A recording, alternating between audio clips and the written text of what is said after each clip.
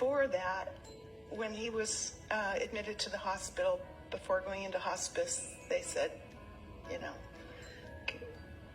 he's on his way out. And so the next morning, he's sitting up in the bed and he's smiling, and he's going like this across the hospital ceiling. And I said, is everything all right? And he goes, he had a hard time. He had a hard time talking, so it was monosyllabic, and it took a while to get all of this out. But occasionally there would be blurts of sentences, and I figured out what he was saying. He said, "Can you do something about that?"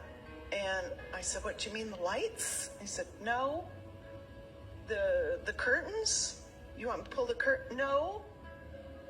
That." And he went the whole thing. He said, "You can't see that?" And I knew then that he was having a vision. And I said, "So that, tell me what you see." "You don't see it? It's real. It's real." I said, "Honey, I know it's real, but it's meant for you to see." And he started crying. And I said, "So what do you see?"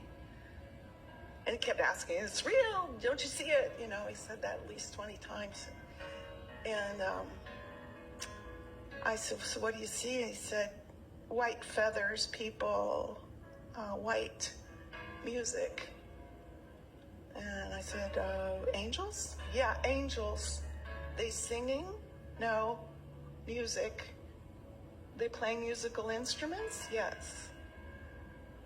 "Are they saying anything to you? Do they want you to come over and visit them or go over there?" And they said, "No." And I kind of knew then we had a little bit more time. And I said, "Do you see anything else?" And he said, "Mountains. A range of mountains." And I knew that's a spiritual home. So I got him home. We went to, he was in home hospice, and he was still fighting it and still fighting it. And when it was clear he was going to pass, he was looking up again. And I knew I said, "Are you seeing your mountains again?" He said, "Yes." I said, "Do you think God is calling you home?" He said, "Yes." I said, "Do you want to go home?" And he said, "Yes." And an hour later, he went into coma and never revived. So the next day he was gone, but I told him it was okay. That's what the near-death experience was like, too. You woke up out of this life, and that's more real than reality. That shows how real it is. You don't have those kind of profound effects on your life if it's just a dream you had or just a hallucination.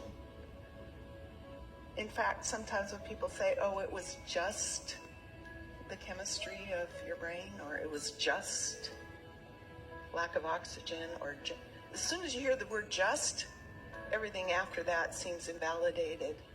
So it's not just anything. This thing flips your world.